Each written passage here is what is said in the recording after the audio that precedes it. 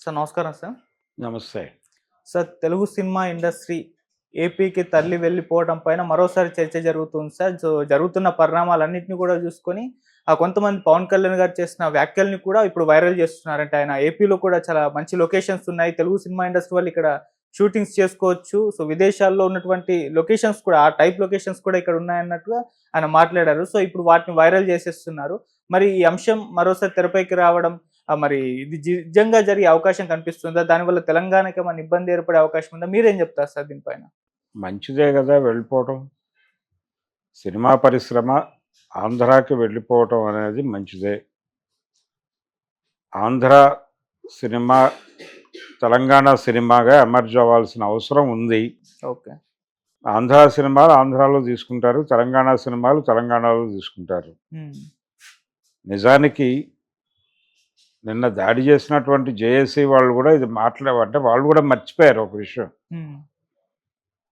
OUJAC కూడా గుర్తుపెట్టుకోవాల్సిన విషయం ఏంటంటే తెలంగాణ ఉద్యమ కాలంలో తెలంగాణ సినిమా అనే నినాదం కూడా వినిపించింది. తెలంగాణ సినిమా నినాదం తర్వాత వెనక్కి వెళ్ళిపోయింది. ఆ రోజున తెలంగాణ సినిమా గురించి బలంగా మాట్లాడిన వాళ్ళు ఎవరు కూడా సినిమాలు తీయటం కూడా మానేశారు. ఏది గడిచిన 10 సంవత్సరాల చరిత్రలో ఎన్ శంకర్ సినిమా తీసి చాలా కాలం అయింది. తెలంగాణ వచ్చాక ఆయన రైజ్ అవ్వాలి కదా. అవును. ఎందుకు రైజ్ కాలేదు? ఎందుకు పొలిటీషియన్గా మారిపోయాడు ఆయన సినిమా డైరెక్టరు? అంటే ఆంధ్ర సినిమాగా తెలంగాణ సినిమాగా ఎమర్జ్ కావటం అనేది అవసరం కూడా. ఎందుకు అవసరము అంటే ఉత్తమ ప్రాంతీయ చిత్రం అవార్డు వస్తే జాతీయ స్థాయిలో అది ఆంధ్ర సినిమాకి వచ్చినట్ట తెలంగాణ సినిమాకి వచ్చినట్ట అనేటువంటి ఒక ప్రశ్న రైజ్ అవుతుంది. ఓకే. అది ఇబ్బంది లేకుండా తెలంగాణ కథలు, తెలంగాణ జీవితాలు, తెలంగాణ ప్రాంత ఘర్షణలు, తెలంగాణ ప్రాంత సంస్కృతి, ఈ వైభవం, దాన్ని ప్రతిబింబించేటువంటి సినిమాలు తెలంగాణ వారు తీసుకోవచ్చు. మరాఠీ సినిమా ఎలాగైతే ఉందో అలాగే ఇది కూడా ఉంటుంది. తెలంగాణ సినిమా అనేది కూడా ఎమర్జ్ అవ్వాలి. ఓకే. తెలంగాణ సినిమాకి, తెలంగాణ ప్రాంతానికి సినిమాలో అన్యాయం జరుగుతోంది అనే నినాదం బలంగా వినిపించింది ఆ రోజున. అన్యాయం జరిగిన మాట వాస్తవమే. మీరు ఇప్పటికైనా న్యాయం చేసుకోండి. అది జరగట్ల. రెండోది ఆంధ్రాకి వెళ్ళిపోతాం అనేది అంటే అర్జున్ని, సినిమా ఇండస్ట్రీని, చాలామందిని బాలకృష్ణ గారు ఇంటికి మార్క్ చేశారు, అల్లు అర్జున్ అరెస్ట్ చేశారు, నాగార్జున అన్కన్వెన్షన్ కూల్చివేశారు, అలీ గారి ఫామ్ హౌస్కి నోటీసులు ఇచ్చారు. ఇలాంటి సంఘటనలన్నీ రకరకాలుగా చెబుతూ రిపీటెడ్గా సినిమా పరిశ్రమకి తెలంగాణ ప్రభుత్వానికి మధ్య ఏదో ఉంది అనేటువంటి ప్రచారం విపరీతమైపోతుంది. ఈ ప్రచారం నేపథ్యంలోనే పవన్ కళ్యాణ్ గారి మాట్లాడినటువంటి మాటల్ని అంటే ఒక బ్లాక్మెయిల్ పద్ధతిలో దీన్ని రైజ్ చేసి ఆంధ్రాకి ఇండస్ట్రీ వెళ్ళిపోతే అని మాట్లాడుతున్నారు. వెళ్ళిపోతే మంచిదే కదా, ఎందుకు ప్రాబ్లం? ఎవరికి ప్రాబ్లం? వెళ్ళిపోతే అక్కడికి వచ్చేవాళ్ళు, అక్కడ కొత్త ఇండస్ట్రీ డెవలప్ అయితే చాలామంది వస్తారు. ఇప్పుడు హైదరాబాద్కి ఇండస్ట్రీ వచ్చిన రోజుల్లో ఏమీ లేదు. ఇక్కడ ఏది కావాలన్నా మెడ్రాస్ నుంచి తెప్పించుకున్నారు. ఆ తర్వాత ఇక్కడ లోకల్ టాలెంట్ ఎమర్జ్ అయింది కదా, బాగానే. అలాగే అక్కడ ఎమర్జ్ అవుతుంది. కొంతమందికి ఉపాధి దొరుకుతుంది. వెళ్ళిపోతే మంచిదే. ఆంధ్ర కథలు, ఆంధ్ర జీవితాలు, వాళ్ళ సినిమాలు వాళ్ళు తీసుకుంటారు, వీళ్ళ సినిమాలు వీళ్ళు తీసుకుంటారు. ఉత్తమ ప్రాంతీయ భాషా చిత్రం కింద తెలంగాణకు ఒక అవార్డు, ఆంధ్రాకు ఒక అవార్డు వస్తుంది జాతీయ స్థాయిలో. తెలంగాణ ఉత్తమ నటులకి వీళ్ళు గద్దర్ అవార్డులు ఇచ్చుకుంటారు, వాళ్ళు నంది అవార్డులు ఇచ్చుకుంటారు. హ్యాపీ కదా. వచ్చిన ప్రాబ్లం ఏమిటి? మీరు కూడా మీ సినిమాలు తెలంగాణ మార్కెట్లో ఆడతాయి, తెలంగాణ సినిమాలు మీ మార్కెట్లోనూ ఆడతాయి, అంతే. మీరు ఎలాగైతే హిందీలోకి డబ్ చేస్తున్నారో అలా చేయక్కర్లేదు కదా. ఇది తెలుగు సినిమానే ఇక్కడ రిలీజ్ అవుతుంది. ఈ ఈ తెలంగాణ సినిమా అక్కడ రిలీజ్ అవుతుంది. అందుకని తప్పేమీ కాదు, ఆంధ్రాకి వెళ్ళిపోవడం తప్పేమీ కాదు. రెండోది, ఆంధ్రాకి రావటానికి, మెడ్రాస్ నుంచి రావటానికి ఒక నినాదం ఏమిటి? డబ్బులన్నీ ఇక్కడి నుంచి తీసుకెడుతున్నారు, వీళ్ళు ట్యాక్సెస్ అన్నీ తమిళనాడులో కడుతున్నారు అనే మాట కదా ఆలంబన ఆ రోజున. ఇక్కడే తీయండి, ఇక్కడి నుంచే డబ్బులు తీసుకోండి, ఇక్కడే ఖర్చు పెట్టండి అని కదా పరిశ్రమను ఇక్కడికి రప్పించడానికి కృషి చేశారు. బ్రహ్మానందరెడ్డి గారి రోజుల్లో బ్రహ్మానంద చిత్రపురి అని వనస్థలీపురం దగ్గర స్థలాలు ఇచ్చారు వీళ్ళకి. ఆ తర్వాత అది క్యాన్సిల్ అయింది ఆ ప్రోగ్రాం. ఎందుకు క్యాన్సిల్ అయింది? ఎవరు వేగంగా రాక. ఎన్టీఆర్ గారు కూడా ఆ రోజున స్థలం తీసుకునే స్టూడియో ప్రారంభిస్తానని చెప్పాడు ఆ రోజు. ఆయన జరగల. ఆయన తర్వాత ముషీరాబాద్లో స్టూడియో పెట్టినాడు, ఒక సింగిల్ ఫ్లోరు, తన వరకు తాను పరిమితమై. ఓకే. అన్నపూర్ణ స్టూడియోస్ ఇవన్నీ తర్వాత నాగేశ్వరరావు గారు వేరే కాంటాక్ట్స్లో ఆయన నిర్మించుకున్నాడు. సారథి స్టూడియోస్ ఎప్పటి నుంచో ఉంది. నవశక్తి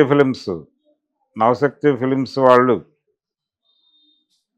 పర్వతనేని గంగాధర్రావు గారు నిజానికి హైదరాబాద్ సినిమాలకు అంకురార్పణ చేసింది ఆయన.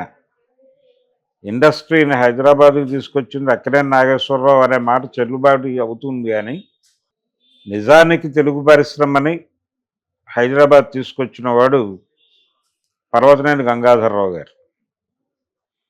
ఎందుకు ఆయన పేరు ప్రస్తావిస్తున్నానంటే, పూర్తి స్థాయిలో హైదరాబాద్లో తీసిన మొదటి సినిమా వారి బ్యానర్లో వచ్చింది, మా ఇంటి మహాలక్ష్మి. అది చరిత్ర. కాబట్టి ఈ సందర్భంగా పర్వతనేని గంగాధర్రావు గారికి ఒక సాల్యూట్ కొట్టి, మీరు హ్యాపీగా అదే నినాదం, మళ్ళీ మీరు మీ డబ్బులన్నీ ఆంధ్రా నుంచి వస్తున్నాయి, మీకు ఆంధ్రాలో డబ్బులు తెచ్చుకుంటున్నారు, మీరు ట్యాక్సులన్నీ తెలంగాణలో కడుతున్నారు అనే మాట కూడా వినిపించింది. సో మీరు వెళ్ళి ఆంధ్రాలో, మీరు ఆంధ్రా వారు కాబట్టి ఆంధ్రా వెళ్ళి ఆంధ్రాలో సినిమాలు తీసుకొని ఆంధ్రా గవర్నమెంట్కే ట్యాక్సులు కట్టి ఆంధ్ర అభివృద్ధికి దోహదపడి నంది అవార్డులు తీసుకుని అక్కడ హ్యాపీగా ఉండండి. వెళ్ళిపోండి, హైదరాబాద్ క్విట్ చేసి హ్యాపీగా వెళ్ళిపోవచ్చు, ఏం కాదు. ఎవరిని బెదిరించక్కర్లేదు. మీ పరిశ్రమని మీరు అభివృద్ధి చేసుకోండి. మీ ప్రాంతపు సినిమాని మీ ప్రాంతానికి వెళ్ళి అభివృద్ధి చేసుకుంటూ తెలంగాణ వాళ్ళకి స్పేస్ ఇవ్వండి. తెలంగాణ సినిమాకి స్పేస్ వదలండి. తెలంగాణ సినిమా ఎమర్జ్ అవుతుంది. ఇక్కడ కొత్త పిల్లలు వస్తారు, చేసుకుంటారు. ఇప్పుడు మీ మార్కెట్ గ్లోబల్ మార్కెట్ అయిపోయింది. ఇప్పుడు ఉన్నటువంటి హీరోలు అందరూ, మెజారిటీ హీరోలు ఎవరు, తెలంగాణ హీరోలు ఎవరున్నారు ఇక్కడ? తెలంగాణ హీరో అని చెప్పడానికి ఎవరున్నారు? మహేష్ బాబు ఫ్రమ్ తెనాలి ప్రాంతం, జూనియర్ ఎన్టీఆర్, ఆయనది రకరకాల వ్యవహారం. ఏదేమైనా ఆయన కూడా ఆంధ్ర గేట కట్టేసి, ఆయన బాల్యం ఎక్కువగా అటాచ్ అయి ఉన్నది గుడివాడతో. అరవింద్ గారి అబ్బాయి అర్జున్ పాలకొల్లు, ఇలా కదా ప్రతి ఒక్క హీరో. ప్రభాస్ వారిది అక్కడే. కాబట్టి వీళ్ళందరూ కూడా, అంటే నరసాపురం బ్యాచ్ అది ప్రభాస్ అనుకో. కాబట్టి అందరూ గోదావరి జిల్లాలో వాళ్ళే కదా. వెళ్ళిపోండి, గోదావరి సినిమా అని తీసుకోండి హాయిగా. మీ గోదావరి కథలని పాన్ ఇండియా చేసుకోండి, కాదన్నది ఎవరు? మీరు అక్కడ స్టూడియోస్ పెట్టి అక్కడ కూడా గ్రీన్ మ్యాట్ షూటింగ్లే కదా, చేసుకోండి. ఎందుకు జనాలని వేధించటం? తెలంగాణ ముఖ్యమంత్రి ఆంధ్ర హీరోల మీద దాష్టీకం అనే పద్ధతిలో ఒక వార్త సర్క్యులేట్ అవుతోంది. చాలామంది తెలంగాణ ఏర్పడి ఇంతకాలమైనా ఇంకా ఆంధ్ర వాళ్ళని తిట్టి బతుకుతున్నారు అని కొంతమంది సోషల్ మీడియాలో మాట్లాడేస్తున్నారు. జేఏసీ అటాక్ మీద జరిగిన దాడి జేఏసీ వాళ్ళు చేశారు. నిజానికి థియేటర్ దగ్గర విద్యార్థి సంఘాలు, పీడిఎస్ వాళ్ళు ధర్నాలు చేశారు. వాళ్ళందరి డిమాండ్ ఏమిటి? అల్లు అర్జున్ తప్పు చేశాడు అనేది అడ్మిట్ చేయట్లే అతను, అందుకని గొడవ. ఓకే. అడ్మిట్ చేసుంటే గొడవే లేదు కదా, నువ్వు అడ్మిట్ చేయకుండా ఇంకా గొడవను పెంచుతున్నావు. అది వారి తప్పు. జేఏసీ మీద తిడితే ఎలాగా? మీరు చెప్తే అల్లు అర్జున్కి చెప్పండి, అరవింద్ గారికి చెప్పండి, అయ్యా మీరు ఒక్క మాట జరిగిన ఇన్సిడెంట్లో మా పాత్ర కూడా ఉండి ఉండవచ్చు, మేము అందుకు క్షమాపణ చెప్పుకుంటున్నాము అని చెప్పండి. తప్పేంటి దానిలో? ఎందుకు మీరు సఫికేట్ అవుతున్నారు? మా అబ్బాయి పగలంతా గార్డెన్లోను, రాత్రంతా గదిలో ఒంటరిగా కుమిలిపోతున్నాడు, ఎందుకు వచ్చిన బాధ? ఎందుకు ప్రెస్ మీట్లు పెడుతున్నారు మీరు? హాయిగా వెళ్ళండి, సీఎంని కలవండి, ఆయనతో కూర్చుని ఏం చేయాలో యాక్షన్ ప్లాన్ డిజైన్ చేసి ఆయనతో నవ్వుతూ మాట్లాడండి, అయిపోతుంది కదా సమస్య. ఇప్పుడు సినిమా యూనిట్ మొత్తం పుష్ప రిలీజ్ అయిన తర్వాత చిరంజీవి గారి ఇంటికి వెళ్ళారండి. ఈయన ఎందుకు వెళ్ళలేదు? వెళ్ళుంటే బాగుండేది కదా. ఈ ఇన్సిడెంట్ జరిగాక మీరు వారి ఇంటికి వెళ్ళారు కదా, దానికంటే ముందే వెళ్ళుంటే బాగుండేది కదా. ఇక్కడ రకరకాలుగా వాళ్ళు పొలైట్గా లేరు, హంబుల్గా లేరు అనే వార్త జనంలో ఉంది ఇప్పుడు బలంగా. అల్లు అర్జున్ వైపు నుంచి, అల్లు ఫ్యామిలీ వైపు నుంచి ఉండాల్సినంత హంబుల్గా లేరు, సబ్మిసివ్గా లేరు, కన్ఫెసివ్గా లేరు అనేది కదా ఇప్పుడు వారి మీద విమర్శ. మీరు కన్ఫెస్ అవ్వండి, తప్పే ఉంది. ఆ రోజు నా అభిమానుల వలనో నా వలనో ఒక తప్పు జరిగి ఉండొచ్చు, ఆ తొక్కిసలాటకి పరోక్షంగానో ప్రత్యక్షంగానో నేను కూడా కారణం అయి ఉండొచ్చు, అందుకు నేను బేషరతుగా క్షమాపణ చెప్పుకుంటున్నాను అని ఒక మాట అనడానికి ఎందుకు మొహమాట పడుతున్నాడు? ఆ మాట అంటే ఈయన్ని కన్ఫెషన్ స్టేట్మెంట్ ఇచ్చాడని కోర్టు వారు అరెస్ట్ చేసి తీసుకెళ్ళి అండమాన్ జైలుకి పంపించారు కదా, వెంటనే ఉరిశిక్ష వేయరు కదా. ఎందుకు భయపడుతున్నాడు, ఎందుకు మాట్లాడట్లేదు? ఇవన్నీ క్రైటీరియా. ఓకే. అందుకని జేఏసీ డిమాండ్ ఏంటి? డబ్బులు ఇవ్వండి ఆ కుటుంబానికి, అంతకుమించి ఏం మాట్లాడట్లేదు వాళ్ళు. రష్మిక కూడా 15 లక్షలు ఏదో ఇవ్వాలంటున్నారు కదా. ఇలా బాధిత కుటుంబాన్ని ఆదుకోమంటున్నారు, అంతకుమించి వాళ్ళ మీద పడి ఏడిస్తే ఎలా? మీరు ప్రకటన చేశారుగా 25 లక్షలని, ఆ ఖర్చులన్నీ మేమే పెట్టుకుంటాం అన్నారు కదా, మీరు పెట్టుకోవట్లేదని తేలిపోయిందిగా. ఆ సివి ఆనంద్ గారు వెళ్ళి కమిషనర్ ప్రభుత్వమే పెట్టుకుంటోందని చెప్పాడు, ప్రభుత్వమే పెట్టుకుంటోందని ఫ్లోర్లో సీఎం గారు చెప్పాడు. నిన్న కోమటిరెడ్డి వెంకటరెడ్డి విడిగా ఓ ఛానల్కి ఇచ్చిన ఇంటర్వ్యూలో చెప్పాడు, అమెరికా పంపించైనా వైద్యం చేయించడానికి మా ప్రభుత్వం సిద్ధంగా ఉంది అన్నాడు ఆయన. మరి మీరెక్కడ, మీ పాత్ర ఎక్కడ? మీరు వెళ్ళి చూడరు, మీ వేగుల్ని పంపిస్తారు అక్కడికి, మీరు వెళ్ళి నేరుగా వాళ్ళని కలవరు. ఎందుకు వచ్చిన ఈగో మీకు ఇది? కాబట్టి పరిస్థితి ఇక్కడ దాకా తెచ్చుకున్నది వారు. అందుకని జేఏసీ అటాక్ నేపథ్యంలో అనవసరమైన వివాదాలు రేపుతోంది కూడా ఆంధ్ర ప్రాంతపు ఇంటలెక్చువల్సే. అనవసరంగా లేనిపోని, అంటే ఇదేదో ఇంతకాలం అయిన తర్వాత కూడా ఇంకా ప్రాంతీయత పేరుతో దాడి చేయటం ఏమిటిగా చూస్తున్నారు దాన్ని. ఆ రోజు అక్కడ ఉన్నటువంటి ఆర్గనైజేషన్ పిడిఎస్యు కావచ్చు, ఎస్ఎఫ్ఐ కావచ్చు, విద్యార్థి సంఘాల వాళ్ళు అక్కడ మాట్లాడారు కదా, ఆ కుటుంబానికి న్యాయం చేయకపోతే పుష్ప సినిమాని తెలంగాణలో ఆడనివ్వమన్నారుగా వాళ్ళు. కానీ ఆడనిచ్చారు. మరి ఆ రోజున కూడా మీరు ఇదే మాట అనుండాలి కదా. కాబట్టి జేఏసీ యాక్టివిటీలో సీరియస్గా తప్పుందని నేనైతే అనుకోవడం లేదు. దాని గురించి అనవసరమైన రాద్ధాంతం చేస్తున్నాడు, అనవసరమైన ప్రాంతీయ విభేదాలు తీసుకొస్తున్నారు. JAC activity political activity.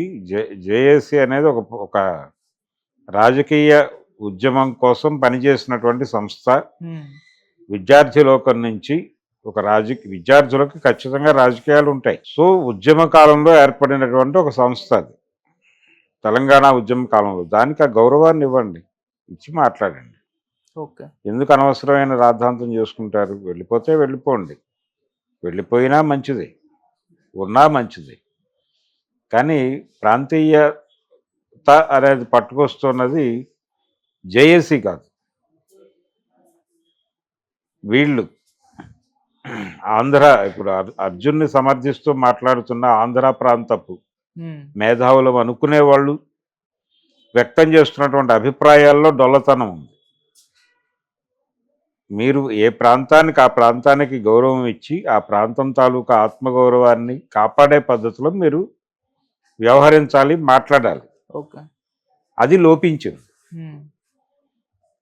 నిన్న దాన్ని అలా అలా ఆ టర్న్ తిప్పేలాగా ప్రయత్నం కూడా అల్లు ఫ్యామిలీ నుంచే జరిగింది. దానికి కూడా బాధ్యత వహించాల్సి ఉంటుంది. ఓకే. ఇప్పుడు రేవంత్ రెడ్డికి జేఏసీకి లింకులు ఉన్నాయనే ఫోటోలు రిలీజ్ చేయడం కూడా అలాంటిదే. వెతికితే కేటీఆర్తో కూడా ఫోటోలు దిగుంటారు వాళ్ళు. ఓకే. కేసీఆర్తో దిగుంటారు, గద్దర్తో దిగుంటారు, చిరంజీవితో దిగుంటారు. మరి ఆ ఫోటోలు కూడా వైరల్ చేసేస్తే ఏంటి పరిస్థితి?